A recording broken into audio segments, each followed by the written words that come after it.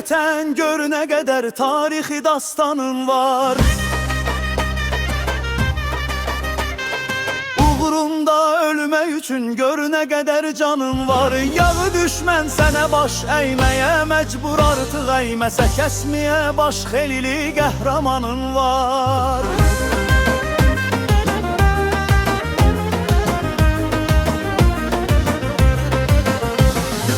Ey vətən, gör nə qədər tarixi dastanın var. Uğrunda ölmək üçün gör nə qədər canın var. Yağı düşmən sənə baş əyməyə məcbur, artıq əyməsə kəsməyə baş xeyli qəhrəmanın var.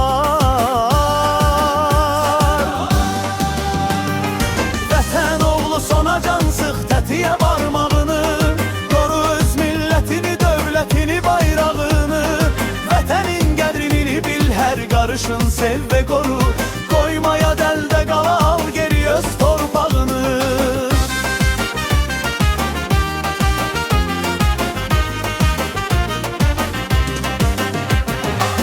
Vətən uğruna biz can verərik, can alırıq. Özgə atla minən o düşməni atdan salarıq. Qırpmadan gözümüzü biz uğruna candan keçərik. Tökülən qanımız ilə bir yeni dastan yazarıq. Ey vətən uğruna biz can verərik, can alırıq.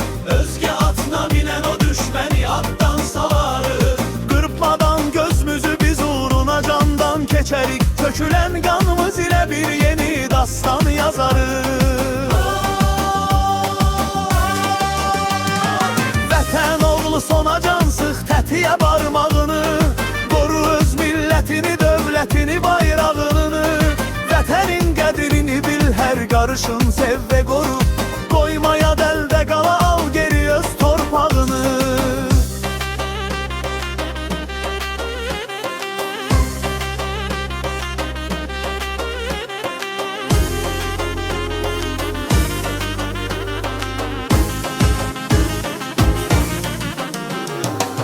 Vətən dalğalanan bayrağına qurban olum. Bu müqəddəs daşına, torpağına qurban olum. Sənin üçün savaşan canını verən əskərinin saçının hər telinə, dırnağına qurban olum. Ey vətən dalğalanan bayrağına qurban olum. Bu müqəddəs daşına, torpağına qurban olum. Sənin üçün savaşan canını verən əskərinin saçının hər telinə, dırnağına qurban olum. Vətən oğlu sonacan sıx tətiyə barmağını, qoru öz millətini, dövlətini, bayrağını. Vətənin qədrini bil, hər qarışın sev